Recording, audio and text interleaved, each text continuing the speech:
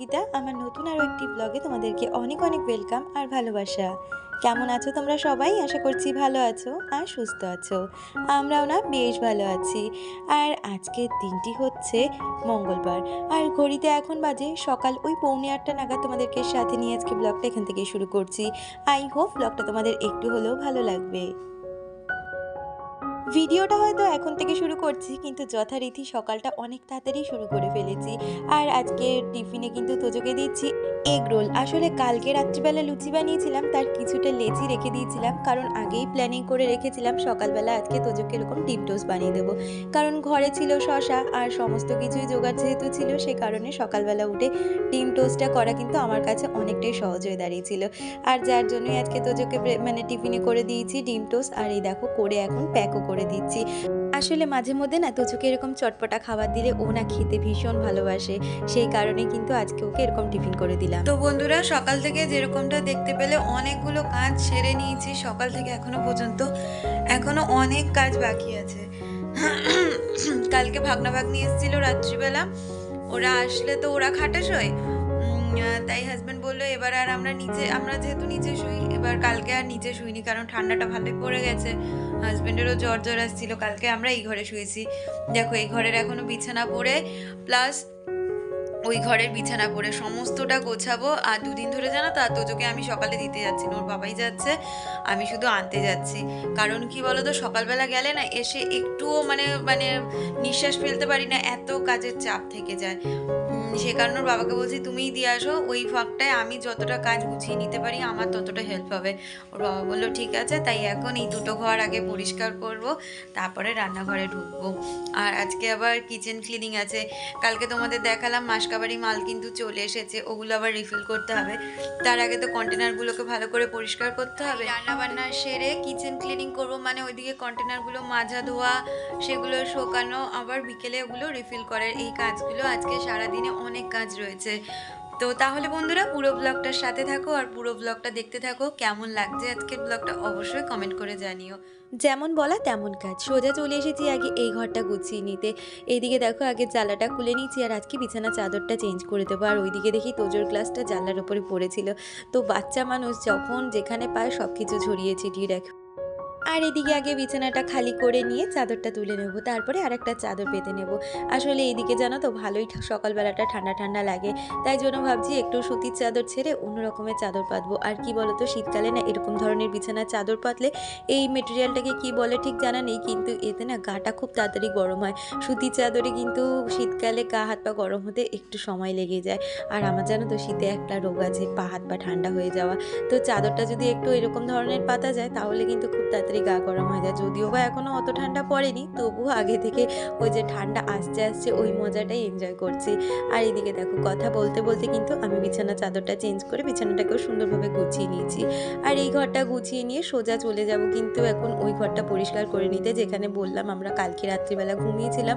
আর এই ঘরটা একটু মশারি টানিয়ে, মানে আমরা তো জানোই মশারি টানিয়ে শুই, সে কারণে কিন্তু এই ঘরে মশারি টানানো হয়েছিল। এখন ওইটা খুলে নিয়ে তারপরে বাকি ঘরটা সুন্দরভাবে গুছিয়ে নেব। আমাকে নাজিরা কমেন্ট করেছিলেন, নাজিরা লিখেছো দিদিভাই তুমি কেমন আছো? আমি ভালো নেই, কারণ আমার শরীরটা কয়েকদিন ধরেই খারাপ, তার জন্য তোমাকে কমেন্ট করতে পারছি না। আর তুমি দোয়া করবে, আমার মেয়ের 5ই নভেম্বর জন্মদিন, 14 বছর পূর্ণ হবে। তোমার মেয়েকে আমার তরফ থেকে অগ্রিম অনেক অনেক শুভেচ্ছা আর ভালোবাসা। ভগবানের কাছে প্রার্থনা করব ও যেন দিনের শেষে একটা ভালো মানুষে পরিণত হয়, আর অনেক ভালো থাকুক, ওর জীবনের সমস্ত ইচ্ছে পূরণ হোক। আর কথা বলতে বলতে দেখো এখন যথারীতি এইখানে কিন্তু বিছানাটাকে ভালো করে ঝেড়ে নিচ্ছি। আর এই বিছানায় তো খুব একটা বেশি কিছু থাকে না, যেহেতু কালকে রাত্রিবেলা শোয়া হয়েছিল বলে বিছানায় অনেক কিছু ছিল। আর বিছানাটা খালি হয়ে গেলে কিন্তু এখানে ওই একটা কোল বালিশ আর বই খাতা যথারীতি যেমন থাকে সেগুলোকেই গুছিয়ে রাখবো। আর তারপরে চলে এলাম এই যে সব থেকে মোস্ট ইম্পর্টেন্ট একটা জায়গা, যেখানে আমি সমস্ত রকমের জামা কাপড়গুলো রাখি। আর সবাই বলতে পারো এই জায়গাটা এত জামা কাপড়ে নোংরা করে, তাই এই সোফাটাকেও ভালো করে গুছিয়ে নিই। আসলে সোফাটা আমাদের যত না বসতে কাজে লাগে, তত বেশি জামা কাপড় রাখতে কাজে লাগে।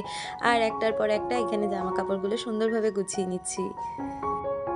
আর নাজিরা, কথার মাঝে মাঝে তোমাকে বলতেই ভুলে গেছি, তোমার শরীরটা কেন গো খারাপ? আমাকে অবশ্যই কমেন্ট করে জানিও কি হয়েছে তোমার শারীরিক সমস্যা। যদি নিজের বন্ধু মনে করো অবশ্যই কমেন্ট করে জানাতে পারো। আমাকে রিয়েল ব্লগার এবি চ্যানেল থেকে আলপনা কমেন্ট করেছে, সে লিখেছে খুব সুন্দর হয়েছে ভিডিওটা। থ্যাংক ইউ আলপনা, এইভাবে তুমি আমার পাশে থেকো। আর এদিকে দেখো তাড়াতাড়ি করে কিন্তু আমি আগে ঘরের কাজগুলো শেষ করছি।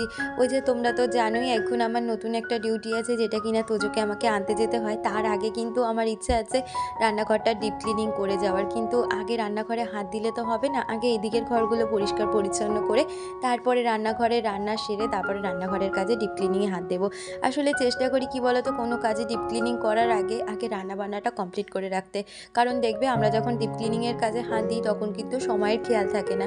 সময় কিন্তু কিভাবে বয়ে যায় আমরা কাজের মাঝে বুঝতেও পারি না। তাই রান্নাবান্নাটা সারা থাকলে, যতই দেরি হোক রান্নাটা করা থাকলে সবাই কিন্তু সময় মতন অন্তত খেতে পারবে। আর এই দেখো বাজার থেকে আজকে আনা হয়েছিল ওই যে আগের দিনের ভেটকি মাছের কাঁটা এনেছিল, আজকেও সেটা এনেছে ভেটকি মাছের কাঁটা, আর তার সাথে আনা হয়েছিল কাতলা মাছ। তো আজকে এইরকমই একদম হালকা পাতলা রান্না করব। হালকা পাতলা না, ভালোই রান্নাবান্না আছে, দুটো পদ মানে অনেকটাই রান্নাবান্না। আমাকে village life with Shakila channel থেকে শাকিলা কমেন্ট করেছে, সে লিখেছে অনেক অনেক ভালোবাসা আপু, আজকে প্রথম ভিডিওটা দেখলাম, লাইক দিয়ে পুরো ভিডিওটা দেখে নিলাম। থ্যাংক ইউ শাকিলা, এইভাবেই তুমি আমার পাশে থেকো। আর এটাই চাইবো তোমরা সব সময় আমার ভিডিওর সাথে থেকো, আমাকে আরও একটু বেশি করে করে সাপোর্ট করো। আর এদিকে দেখো কথা বলতে বলতে ওইদিকে কিন্তু মাছের কাঁটাগুলো আমি ভালো করে ভেজে নিচ্ছি, সাথে কাতলা মাছটাকেও আগে ভেজে নিচ্ছি। তারপরে একের পর এক রান্না সেরে নেবো। ওই যে বললাম রান্নাবান্না তাড়াতাড়ি গুছগাছ করবো, কারণ ওই আজকে রান্নাঘরটা ক্লিনিং করব। তারপরে বিকালের দিক করে না ওই রিফিলের কাজটা করব। প্রতি মাসের না প্রথম দিকে এই কাজটা আমার থেকে যায়, রান্নাঘর ডিপ ক্লিনিং। তাছাড়াও কিন্তু আমি মানে 15 দিন অন্তর অন্তর রান্নাঘর পরিষ্কার করি, কিন্তু এই যে একটা মাসের দিন ঠিক করি যেটায় আমি কিন্তু রান্নাঘর ডিপ ক্লিনিং করি, সাথে যেই মশলাপাতিগুলো খালি হয়ে যায় সেগুলোকে কিন্তু আমি রিফিল করি, সেটার জন্য একটা নির্দিষ্ট সময় বেছে নিই। আমাকে রিয়া কমেন্ট করেছিলে, রিয়া লিখেছিলে খুব ভালো লাগলো ভিডিওটা, আর তুমি আমার নোয়ার ডিজাইনটা দেখতে চেয়েছো। আমি নিশ্চয়ই চেষ্টা করব পরবর্তী ভিডিওতে আমার নোয়ার ডিজাইনটা তোমার সাথে শেয়ার করার। প্রতিদিনই কিন্তু আমি তোমাদের সাথে শেয়ার করি আমার সংসারের কিছু কাজকর্ম আর তার সাথে আমার নিজস্ব কিছু গল্প, কিন্তু আজকে তোমাদের সাথে শেয়ার করছি আমার সংসারের, মানে আমি সংসারটাকে যেভাবে চালিয়ে থাকি আর সেখান থেকেও একটা গৃহিণী হয়ে কিভাবে সংসারে কিছুটা সেভিংস করতে পারি সেইগুলোই তোমাদের সাথে আজকে শেয়ার করব। দেখো প্রতিটা মানুষের কাছে কিন্তু দাঁড়িয়ে আজকালকার দিনের পয়সার অনেকটাই দরকার রয়েছে। সেই জায়গায় দাঁড়িয়ে আমাদের মতন গৃহিণীরা হয়তো আমরা বাইরে গিয়ে নিজের সংসার ছেড়ে কোনো কাজবাজ সেভাবে করতে পারি না, কিন্তু সংসারে এমন কিছু কাজ আছে যেগুলোর মধ্যে দিয়ে সংসারে অনেক টাকাই আমরা সেভ করতে পারি মাসের শেষে। এমনকি দেখতে গেলে বছরেও শেষেও কিন্তু একটা বড় অঙ্কের একটা টাকা হতে পারে, যেটা দিয়ে আমাদের কখনো কখনো নিজের শখ পূরণ করা যায়। আমি কিন্তু ইউটিউব থেকে ফার্স্ট পেমেন্টটা পেয়ে গেছি, যেটা কিনা পুজোর মধ্যেই পেয়েছি, তাই তোমাদের সাথে আর শেয়ার করা হয়নি। সমস্ত ভিডিওটাই করা রয়েছে, আমি পরবর্তী কোনো একটা ভিডিওতে সেইগুলো শেয়ার করব। কিন্তু ইউটিউবের ভরসা করে থেকে কিন্তু আমরা কোনো কাজই করতে পারি না, কারণ আমাদের এমন কোনো ভিউজ হয় না যে ইউটিউবে প্রতি মাসে একটা ফিক্সড ইনকাম পাবো। কিন্তু কি বলতো, সংসারের নানা কাজের মধ্যে থেকে বা সংসারটা যেহেতু আমাদের একাকেই চালাতে হয়, সেই সংসারের মাঝে থেকে কিন্তু আমরা অনেক অনেক টাকা ওই যে বললাম মাসের শেষে গিয়ে একটা বড় অঙ্কের অ্যামাউন্ট জমাতে পারি, যেটা কিনা আমাদের তো শখ পূরণ করে, আবার অনেক অনেক সময় কিন্তু আমাদের খারাপ পরিস্থিতিতে আমরা আমাদের হাজবেন্ডকেও সাহায্য করতে পারি। আর এটা তোমাদের মাসের মাল গোছাতে গোছাতেই বলছি, কারণ আমি কিন্তু এমন অনেকটা কাজ আছে যেগুলো কিন্তু এই গ্রসারি থেকেই সেভিংস করারই চেষ্টা করি। তাছাড়া নানা তো ফর্মুলা রয়েছে যেগুলো কিন্তু সংসারের খরচ হয়, সেই খরচ থেকে আগে আমাদের কতটা খরচ হয় সেটা দেখতে হবে। আর সেখান থেকেই কিন্তু আমাদের একটু বাড়তি বাড়তি টাকা নিয়ে, হাজব্যান্ডের থেকেই বলতে পারো, তাদের কাছ থেকে একটু বাড়তি টাকা নিয়ে কিন্তু জমানোর চেষ্টা করতে হবে। হয়তো তাদের কাছে তখন সেটা চাপ হয়ে যাবে, কিন্তু তাদের যখন একটা খারাপ পরিস্থিতিতে তো আমরা সবাই আসি, তখন যে কিছুটা অ্যামাউন্ট দিয়ে তাকে সাহায্য করতে পারবো সেটাই তার কাছে কিন্তু একটা অনেক বড় আনন্দের বিষয়। আমরা হয়তো বাইরে গিয়ে চাকরি বাকরি করে ইনকাম করে স্বামীর হাতে টাকা তুলে দিতে পারবো না বা নিজের শখ পূরণ করতে পারবো না, কিন্তু এই সেভিংসের মধ্যে দিয়ে কিন্তু আমাদের অনেক ছোট ছোট শখ আমরা পূরণ করতে পারি। এই যে ধরো আজকে গ্রসারি গোছাতে গোছাতে কথাগুলো বললাম, কারণ আমার এই মাসের মালে কিন্তু প্রতি মাসে আমার একটা বাজেট ঠিক করা থাকে যে এই অ্যামাউন্টের মধ্যে আমাকে প্রতি মাসে মালগুলো মানে গ্রসারি মালগুলো তুলতে হবে। কিন্তু কিছু কিছু ক্ষেত্রে আমি এমনভাবে সংসারটা চালানোর চেষ্টা করি যে এই মাসে কিন্তু আমি গ্রসারি থেকে অনেকটা টাকাই সেভ করতে পারি। যেমন এই মাসে আমার না কোনো ডালই সেইভাবে তুলতে হয়নি, শুধু মুসুর ডালটাই তুলেছি। কারণ আগের মাসের সমস্ত ডালই প্রায় ধরা ছিল বলতে পারো। আমাদের কিন্তু সব দিকেই লক্ষ্য রাখতে হবে। যেমন আমাদের শারীরিক সুস্থতা অথবা আমাদের খাওয়া-দাওয়া সমস্ত কিছুই কিন্তু ডিপেন্ড করে আমরা সঞ্চয় করতে পারবো।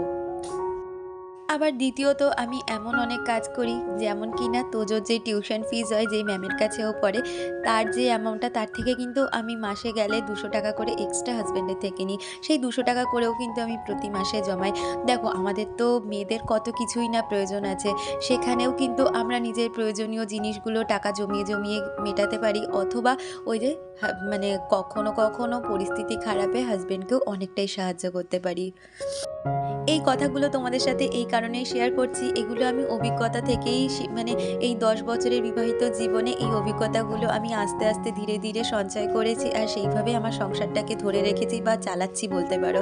আমি জানি আমার যারা ভিডিও দেখছো তার মধ্যে অনেক বড় দিদিরা রয়েছে বা বড় কাকিমারা রয়েছে যারা আমার ভিডিও দেখো, তাদের কিন্তু আমার থেকে অনেক বেশি অভিজ্ঞতা রয়েছে।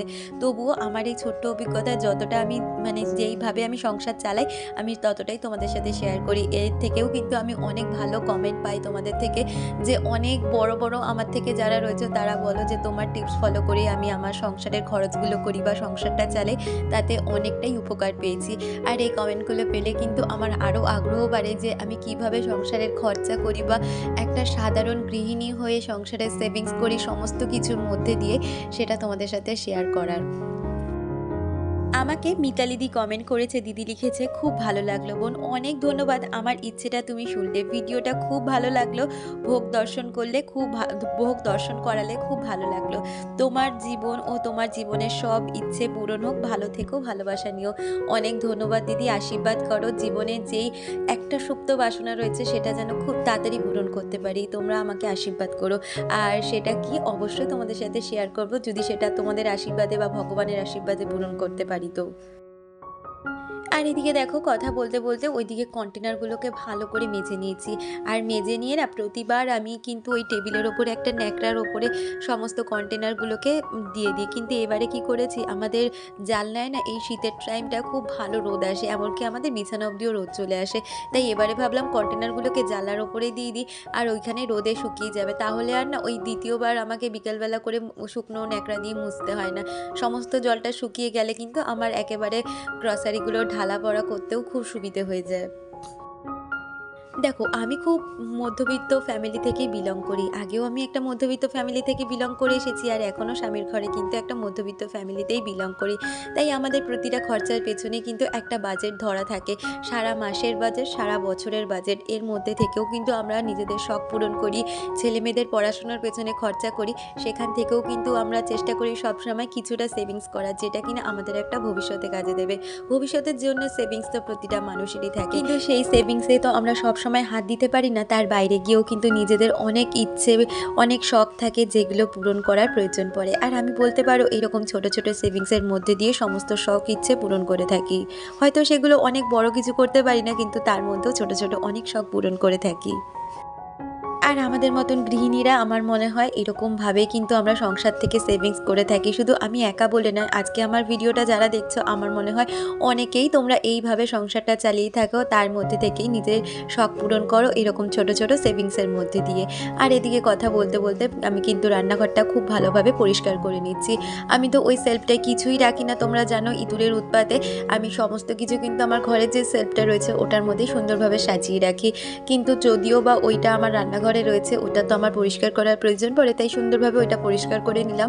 সাথে গ্যাস কাউন্টারটাকেও ভালো করে সার্ফ দিয়ে পরিষ্কার করে ন্যাকড়া দিয়ে মুছে নিয়েছি। আর এইদিকে দেখো এখন রান্নাঘরটাকেও ভালোভাবে পরিষ্কার করে নিচ্ছি।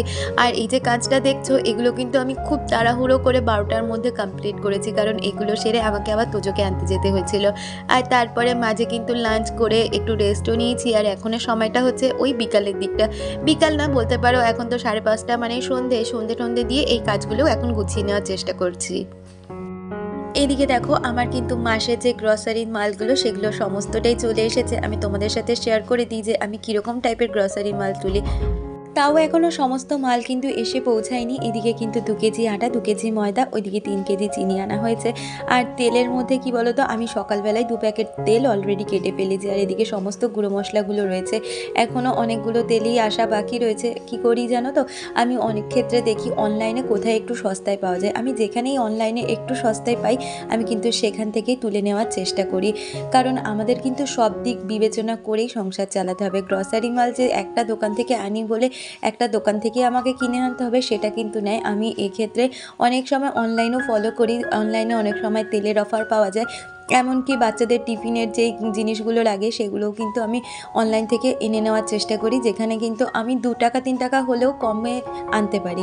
যেমন তোমাদের সাথে তো আমি সবসময় শেয়ার করি, আমি কিন্তু বেশিরভাগ বিস্কুটগুলোই ডিলশেয়ার থেকেই আনি। এছাড়াও অনেক অনেক সবজি আনি, যেখানে কিন্তু আমার কিছুটা টাকা হলেও সেভ করা যায়। আর ওই যে অ্যামাউন্টটা সেটা কিন্তু বলতে পারো একটা সেভিংসই ধরা যায়। এছাড়াও সেভিংস করতে গেলে কিন্তু আমাদের বাইরের খাবারটা আগেই বন্ধ করতে হবে।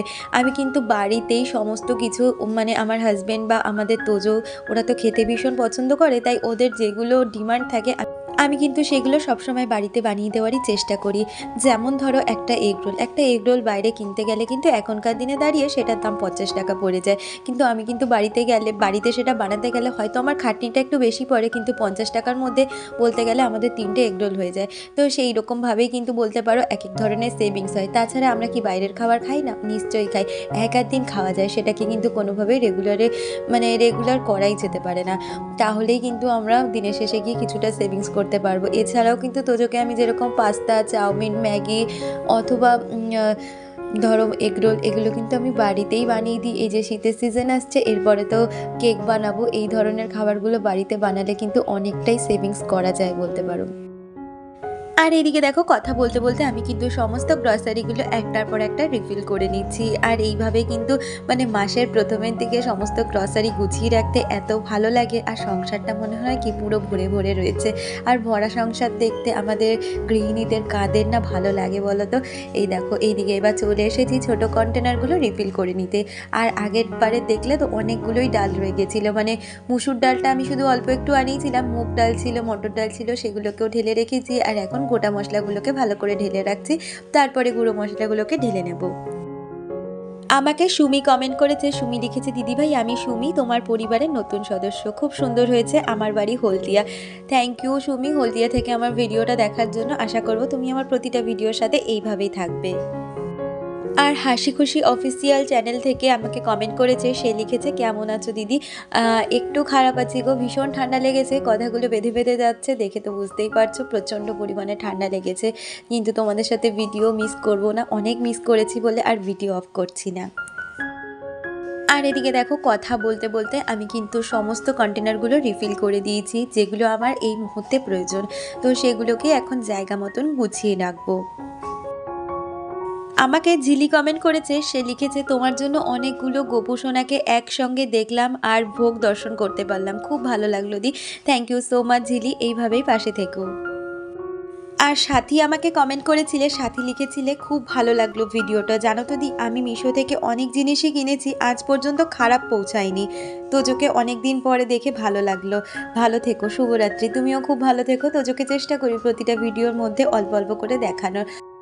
আর কথা বলতে বলতে আমার যে মশলার র্যাকটা সেটাকেও সুন্দরভাবে গুছিয়ে নিচ্ছি। আসলে এখানে যেহেতু গ্লাসের সমস্ত কন্টেনার, সেগুলো কিন্তু আর ইঁদুরে কাটতে পারে না।